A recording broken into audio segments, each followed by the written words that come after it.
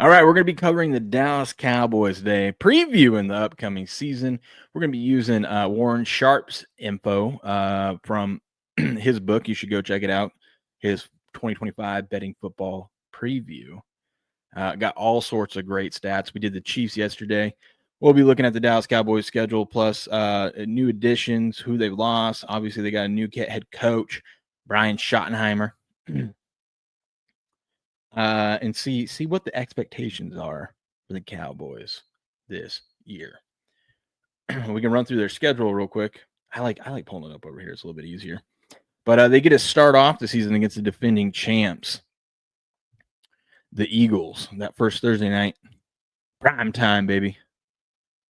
Against the Eagles in Philadelphia. Then they're home against the Giants, at the Bears, home against the Packers, at the Jets, at the Panthers. I mean, that's not bad. You start off with the Eagles, but then you get the Giants, Bears.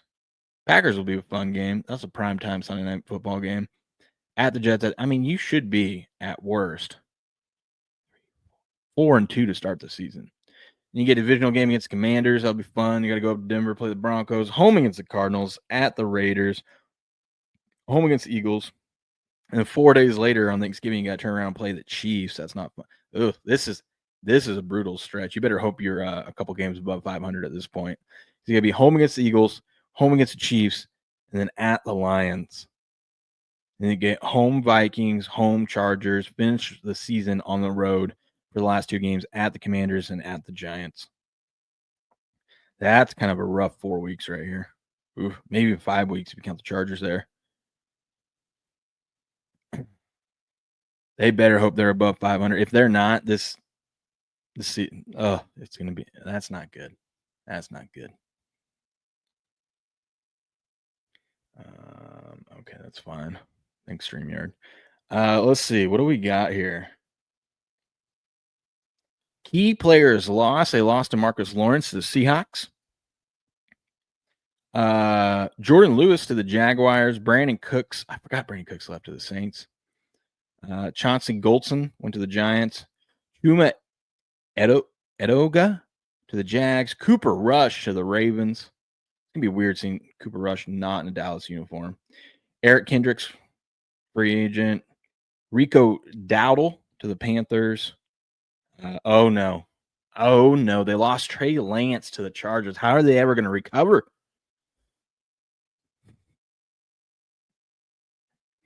Last year, they were favored in 6 games, underdogs in 11. Key free agents has trades that they added. They added Kenneth Murray, Robert Jones. Let's see. They got Javonte Williams, Peyton Turner, George Pickens in a trade with the Steelers. I forgot about that. And they added Javonte Williams and Miles Sanders. That's how they're going to tackle the backfield. And they traded for Joe Milton with the Patriots. This year in the draft, at the 12th overall, they took a guard, Tyler Booker from Alabama. They had a pretty decent draft, I remember us covering that. Took an edge rusher out of Boston College, Donovan Ezekuaka, however you say that.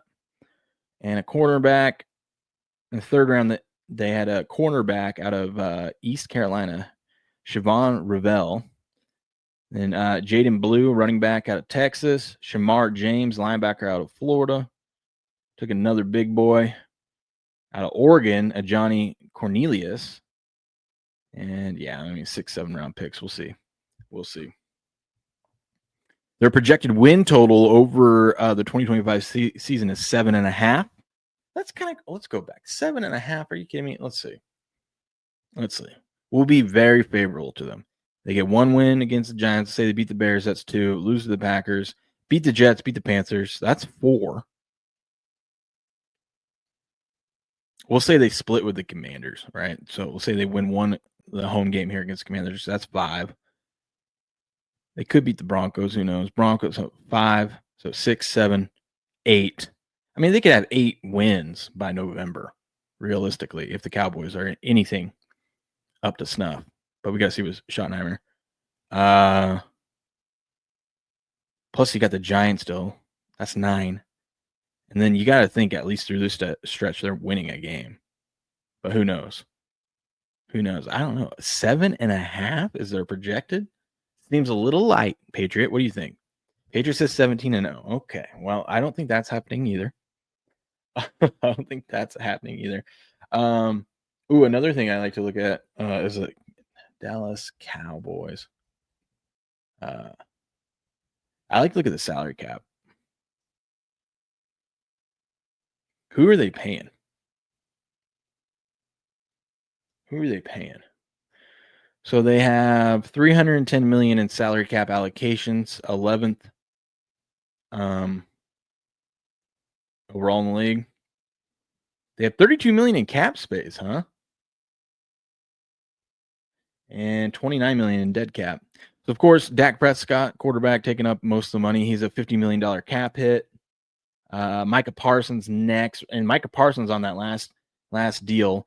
I'm guessing it's going to be like everything that Jerry ever does is right before the season starts is when he's going to extend Micah Parsons, right? Because let's take a look. Is this the last year? Yeah. This is club option on him. They either got to extend him or they're going to have to tag him next year. You would just assume they're going to extend him.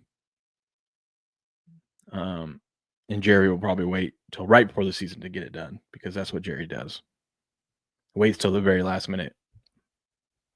Like Prescott, what was it, last year? Like an hour before the season started, he signed that big extension.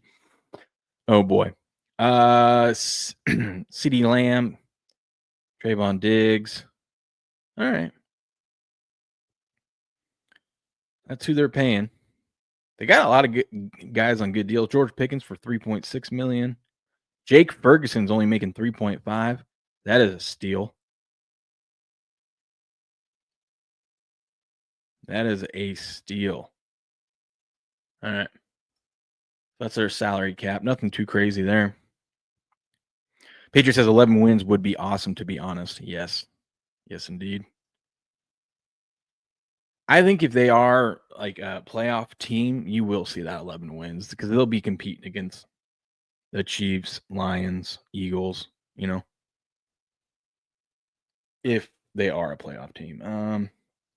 They spend about the same as the Saints. They spend majority of or more the bigger portion of their salary cap is on offense is how I'm trying to phrase that.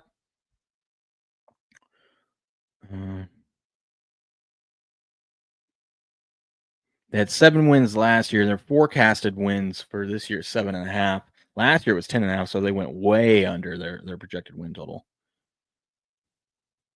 Okay, let's see. Who really cares about their stats from last year? Because if they had Dak, things would have been different. Not fine. For starters, this team was terrible even with Prescott going 3-5 in his starts. Secondly, we can't skip over 2024 season entirely because most of the players they relied on in 2024 are the same players they'll be relying on in 2025. That's a good point. Good point. Quarterback is the same. Basically, the Cowboys are Dak's going to have to step up this year. He's going to have to step up this year. We'll discuss the running back room. We'll discuss the new wide receiver 2, George Pickens, but the rest of the wide receiver room is the same. Tight end room is the same. Left tackle, guard, center, and right tackle are all the same, which is good. You want that continuity with that offense another year together. Cohesiveness. The unfortunate part for the Cowboys is that while much of their starting roster returns, they don't really get to enjoy the benefit of a one-off bad losing season in 2024 with an easier schedule in 2025. Let's see, compared to the 49ers, so the Cowboys go 12 wins, 12 wins, 12 wins, and then 7-10 finishing third place in the NFC East. Niners go 10 wins, 13 wins, 12 wins, and 6-11 finish fourth place in the NFC West. The Niners, thanks in part to their fourth place schedule, now get to play the NFL's number 1 easiest schedule. The Cowboys, despite the same step backwards last year, must play the NFL's 11th toughest schedule. But that's because, they got the Eagles in their division, and they got to play the Eagles twice. You know what I mean? You have the defending champs in your division, so that's always going to make your schedule tougher. But before we look deeper in 25, we must understand why things spiraled so poorly in 2024 to determine what is fixable and what is likely to carry over. The fact of the matter is I expected regression in 2024 for the Cowboys despite their 10.5 win total and being favored in 14 games based off of look-ahead lines. Wrote in last year's Cowboys chapter, if the offensive line isn't quite as good with the turnover, if the run game is less productive trying to close out games, and if the defense isn't generating turnovers or defensive TDs at the same rate the Cowboys have grown accustomed to, the Cowboys may have a 2024 hiccup compared to years past. That was another thing, too. The Cowboys, prior to last season, had a lot of favorable defensive turnovers. What's his name? What's that young Buck's name, Patriot? The dude that had like 6 straight games or whatever with like a defensive touchdown. Let me see. I think he ended up getting hurt last year. Bland. That's right, Bland. Maybe he steps it up this year. Who knows? Who knows? Look at all this data you get. You guys need to go snag this over at Warren Sharp's website. So much data on every team. Their strength of schedule is 11th this year. So for offense, let's see. Their opponents' ranks this year 7, 7, 6, 10, 6, 21, 22, 29, 6, 2, 9, and 11 on those rankings.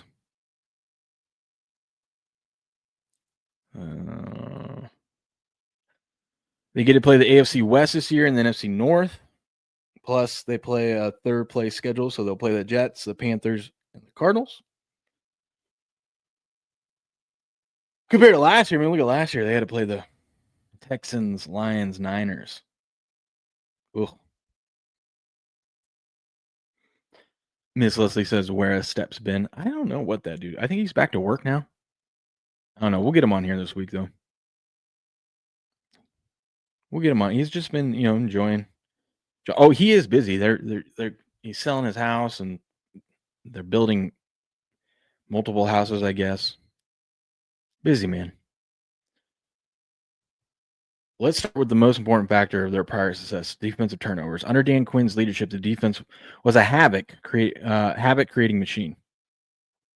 From 2021 to 2023, Quinn's last years in Dallas gained plus 130 EPA, expected points added, from turnovers, which was number 1 in the NFL by a huge margin. Number 2 was plus 104. Number 3 was plus 71. So they almost doubled third place. Steps treating us like overcooked brisket. That's funny. Okay. Let's see. Dallas was on a run of 3 consecutive years with plus 10 turnover margin or better. Last summer, I studied every team in 30 years with double-digit positive turnover margin for 3 straight years. There were 8 such teams, and all 8 failed to run the streak for a 4th straight year. On average, they decreased their turnover margin by just over 10 in that 4th year. So it was predicted that they couldn't keep that up. Turnovers are so unpredictable. Sure enough, instead of ranking in number 1 of EPA from last year, or from the 3 years prior, the Cowboys were just minus 6 in turnover margin and ranked 27th in turnover EPA at minus 39.5. Ugh. So they got. I mean, good news is they should improve from that. Miss Leslie, because I'm building a house too, and I still show up. That's right. Well, we know. That's why you're the real MVP. All right? That's why you're the real MVP. Steps just can't keep up. You can't hang. Let's see. Other concerns last year was the offensive line.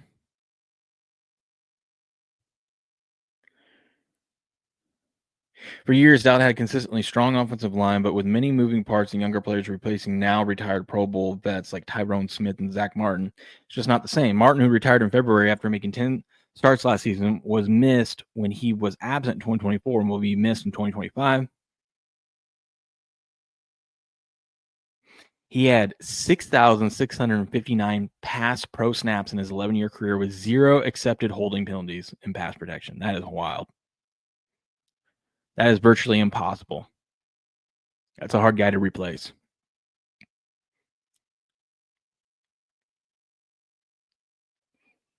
Oh yeah, we got to look at their schedule inequality. So their opponent, they have 2 games where their opponents have over a week to prep for them. 4 games where their opponent has less than a week to prep for them. 3 games where they play with a rest disadvantage.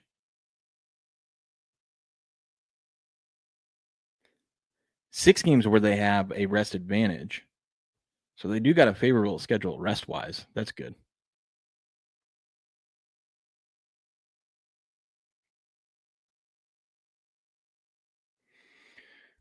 So overall, they have a net rest edge of 7 days net rest edge for the season. Ooh, here we go. I like this part. So their win total is 7.5. We're going to see why you should bet the under and why you should bet the over. I know, isn't that right, Patriot? 7.5 feels too easy, which usually means under is the right side because that's the harder bet to make. But let's see. We'll see right here why you should bet under 7.5 wins for the Cowboys.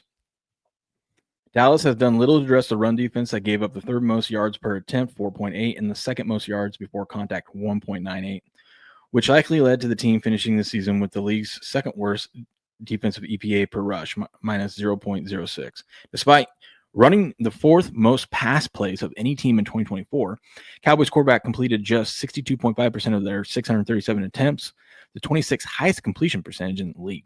Although the room did struggle with injuries, this metric was not much better through 9 weeks with the healthy Dak Prescott.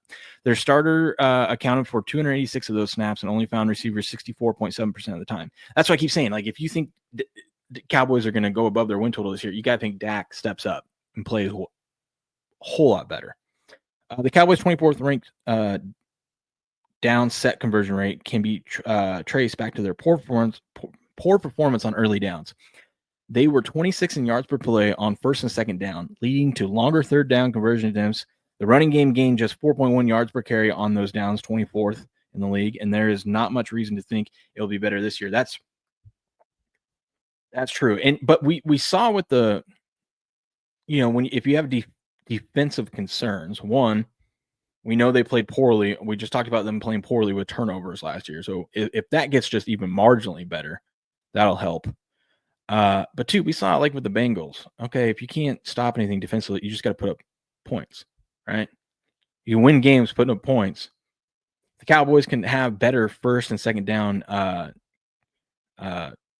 attempts.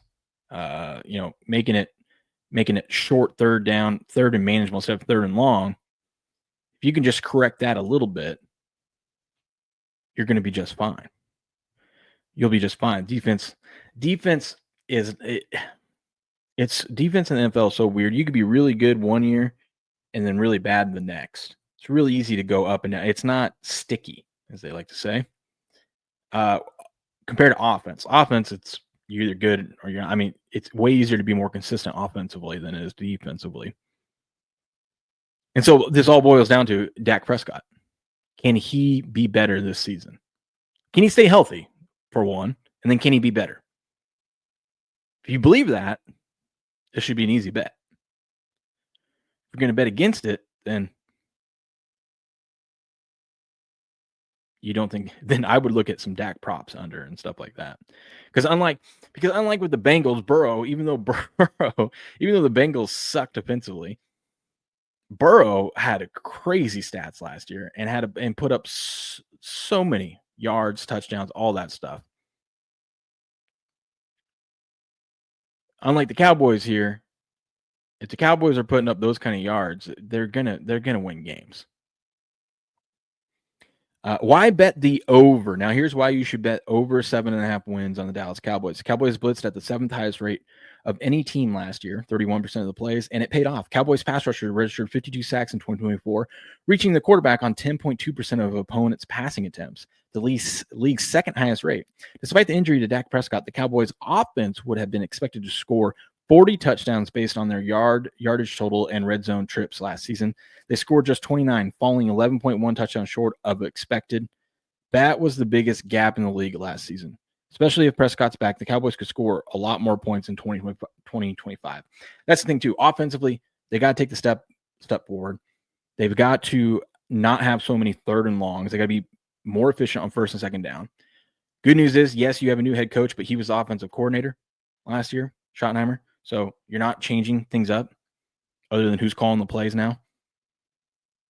And then defensively, we talked about they just turnovers are so unpredictable, and they led the league in turnovers and defensive EPA.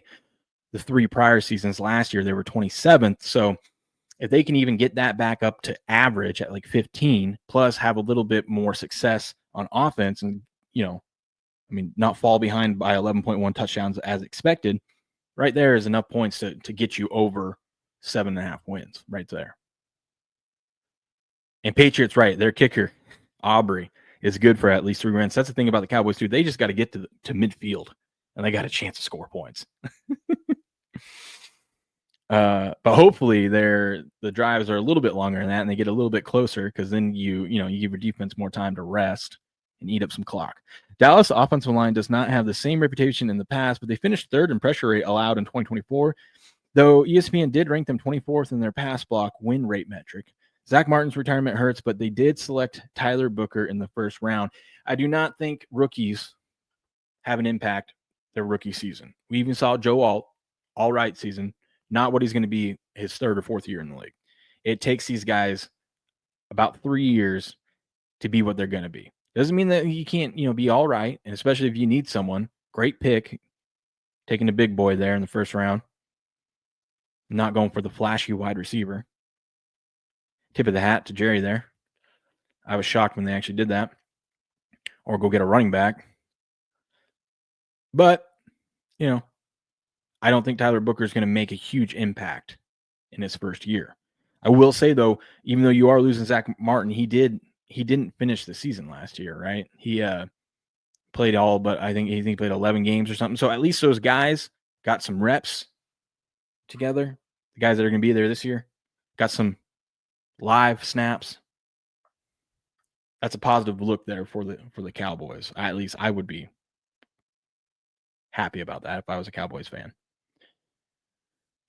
So funny. Look at this. The running back rank is 32. They're just taking a bunch of old vets and just saying, well, we're going to plug and play. Maybe it's just because because he's a rookie, but their head coach is ranked 32. Now, we know he's probably not the 32nd ranked head coach, but I think that's just because he's a rookie, but I think that's funny. That's where they put him.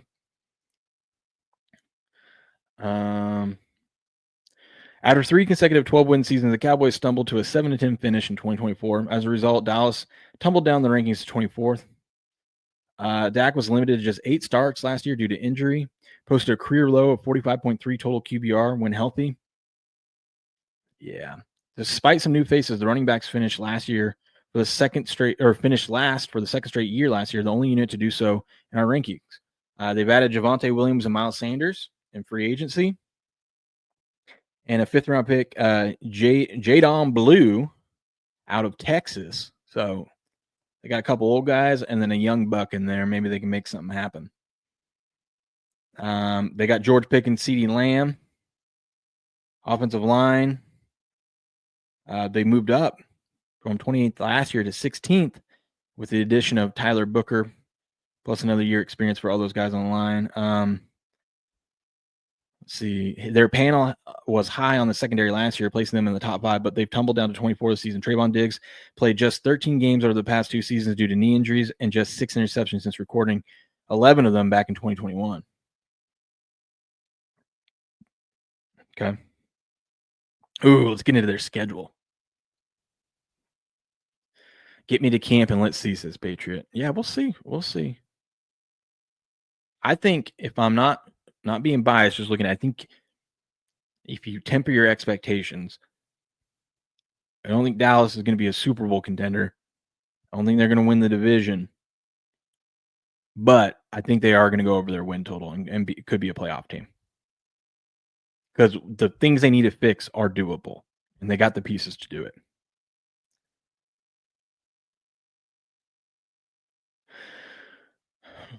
All right. Oh, this was last year. They had 2 runs longer than 15 yards last year. One was by CeeDee Lamb. And was Prescott, who scrambled for 22 yards. So they didn't even have a running back that had a 15-yard rush. That is crazy. Let's see.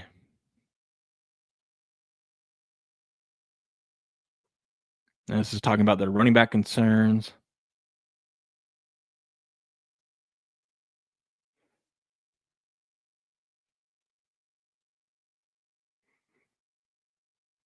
The rank of their 2025 defensive pass efficiency faced by week.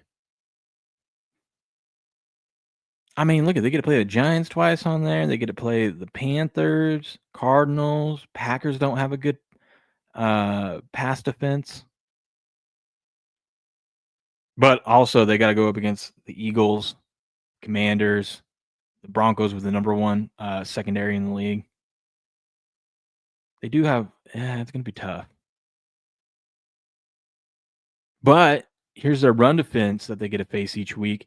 And for a team that has struggled to run the ball, at least they're going up with 1, 2, 3, 4, 5, 6, 7, 8. Half their games are going against teams that have the 22nd or worse run defense in the league. So now, granted, these are all projections from the prior year.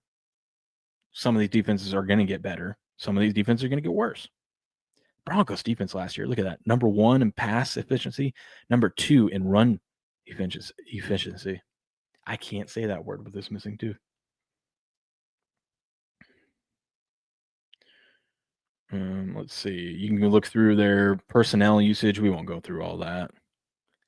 But like I said, there's tons of data in here. It's worth the $30 to get this, especially if you're a sports bettor. Just all the extra little tidbits here. If you really want to hone in on a team or two, and this would be a good little reference to have when looking at, as the season goes on, looking at this and looking at the lines and seeing what's properly rated and not and whatnot when it comes to the betting lines.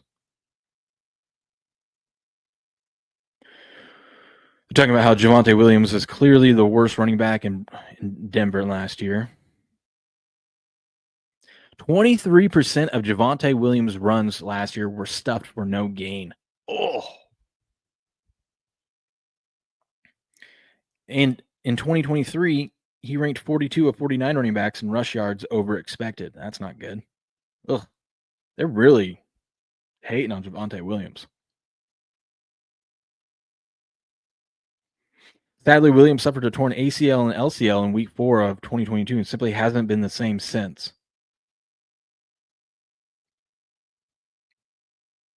But good news is they drafted a rookie. And that's one thing where rookies, I think, if you're going to ever see a rookie have an impact, it's at the running back position. Everything else, maybe wide receiver, maybe a defensive back, but I think for the most part, rookies, it takes a little bit. Although, I mean, you could even say quarterback. We've seen, Jaden Daniels and then CJ Stroud the last few years have some of the best rookie years we've ever seen from a quarterback. But at least for offensive line, defensive line, I think it takes 3 years, and most positions it takes a couple years if they're going to be great. But running back, I think you can plug and play and go. And Warren Sharp says he's a fan of Jadon Blue. He reportedly ran a 4.28 40 at his pro day, number 1 in the class. 73% of his rush yards were after contact. That's promising. Number 1 in his class. His 4.0 yards after contact per rush ranked 4th in the class, and he still averaged 3.4 yards per carry when hit at or behind the line of scrimmage. Number 1 in his class. So this boy can take a hit and keep bulldozing forward. That is a good sign. Patriot says the Eagles will have Super Bowl hangover. Nice to get them early. Okay. Let's see what he thinks about the draft class. Dallas has made uncharacteristic decisions to let's try that again. Dallas has made uncharacteristic decisions to prioritize immediate needs and selected Tyler Booker in the first round. For the last decade or so, Dallas has been one of the more successful franchises at drafting in the first round due to the team's patience and willingness to bypass need in favor of the best available player. In this case, Dallas passed over a handful of players, most notably Tyler Warren, who would have fit its best available trend in favor of Booker. Booker should start immediately at right guard, and despite the surprise selection, it's probably a safe bet to have a solid career in Dallas. That he's going to have a solid career in Dallas. He is lacking athletic traits and wouldn't have been a fit in every system, but he should immediately help Dallas's run game. Cowboys running backs ranked 27th in the yards before contact gained per attempt, and Booker should help solve this issue. Whether he's athletic enough to hold up in the pass protection remains to be seen. Okay.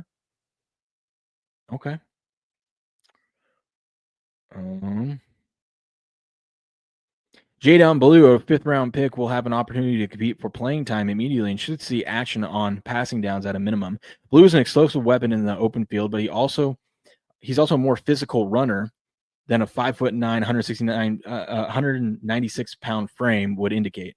After accounting for defenders in the box and the direction of the run, Blue gained 39% more yards after contact than expected, the second best among Power 4 running backs. If that skill set translates to the league, Blue will push Javonte Williams and Miles Sanders for the starting job.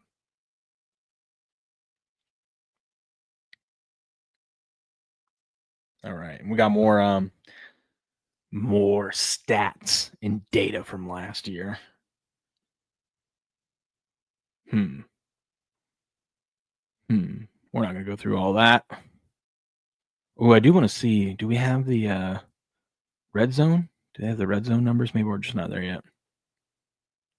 If you want to get fantasy football advice, here's all you need to know about fantasy football. We won't go too deep into that. But you should buy on Dallas's passing game, and obviously you don't need to be sold on CeeDee Lamb.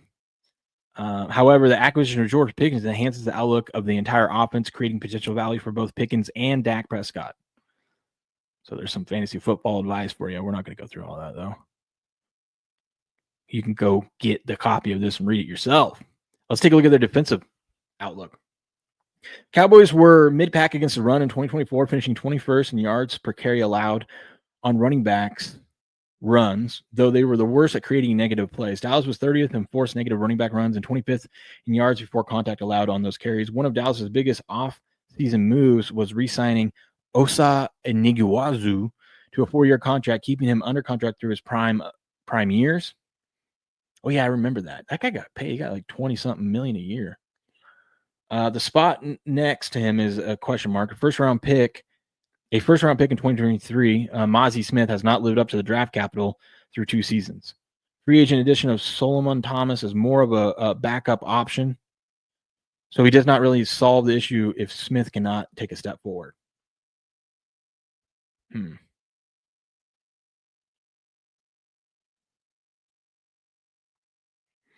Here we go. The Cowboys struggled to stop the pass in 2024, allowing 7.9 yards per attempt and a 5.5% touchdown rate.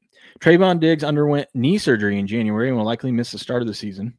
Deron Bland missed the start of last season because of a stress fracture in his foot, returning to play in the final 7 games. They lost Jordan Lewis in free agency, but Israel Makuamu was re-signed and some experience playing the slot for Dallas. They also added Siobhan Revell Jr. in the 3rd round. He would have gone much earlier if not for injury concerns. With both Malik Hooker and Donovan Wilson back, the 2 guys who led Dallas defense in snaps played last year, there are not many questions at safety. Yeah, I think having Deron Bland back, if he's healthy to start the season, I think they're going to be fine.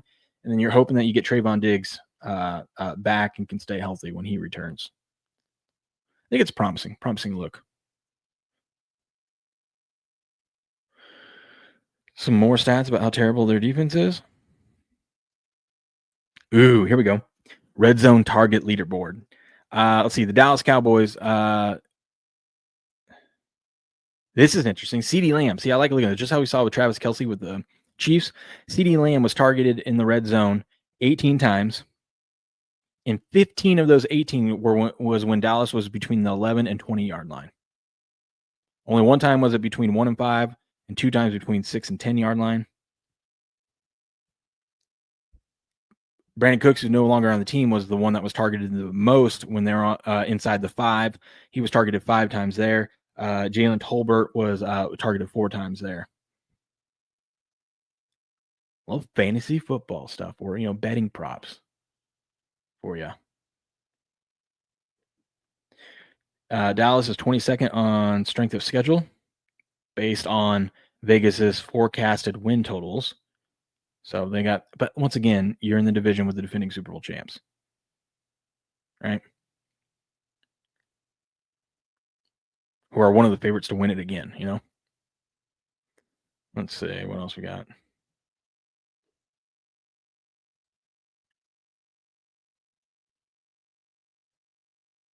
Let's see. Why are we talking about Pittsburgh there? I don't get it.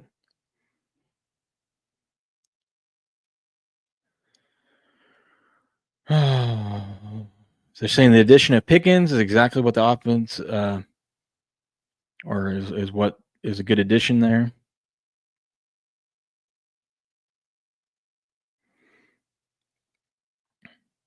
We know how Pickens excels at snagging deep targets. He is a contested catch monster. Over the last 2 seasons, Prescott's had thrown for number 2 most 15-plus yard go balls. He likes throwing deep. He has the number 3 best accuracy on deep balls. I didn't know that about Dak. If Dak can stay healthy and take the next step up, you got CeeDee Lamb who creates space, of course, but then now you add the threat of George Pickens. I think fantasy football wise, you got to look that way. As a result, he has number 1 most completions and number 1 most yards of 15-plus yard go routes in the NFL over the last 3 seasons. Pickens on the outside allows Lamb to work more of the slot, which it in turn helps open up the offense. So where this lead the Cowboys now, pass protection is what we're going to need, right?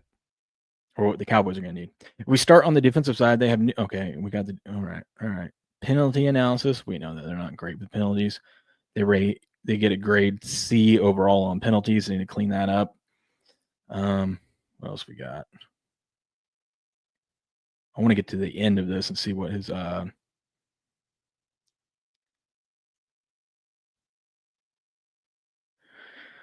speaking of schedule, for some reason the NFL forced the Cowboys to be the only team to play 3 games in 10 days this year. That sucks.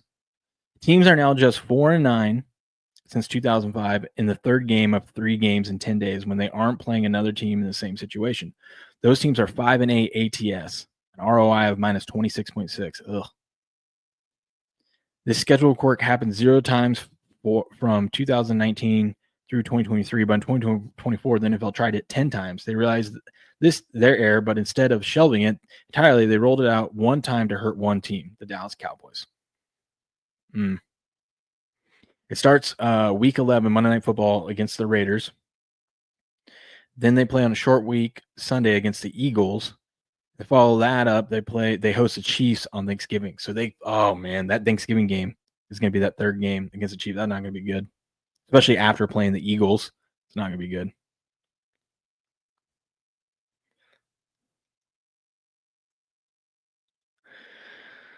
All right.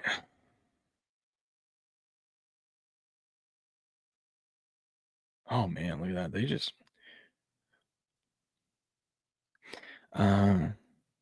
Dallas is staring down one of the NFL's toughest schedules, a brutal late season gauntlet, and an unprecedented 3 games in 10-day stretch. Despite 3 prior 12-win seasons, last year's collapse, injuries or not, exposed fundamental cracks that weren't fully addressed. Whether the Cowboys are truly victims of the circumstances or simply not built to contend anymore, 25 will leave no room for excuses. It's time for Prescott to prove he's more than just well paid. He must be the reason the team wins, not the reason they don't. I think it's a good way to sum it up. I think wrap everything up there. It's Cowboys. If you think they're going to go over their win total, it's you think Dak is going to step up. That's what it comes down to. That line's going to hold enough.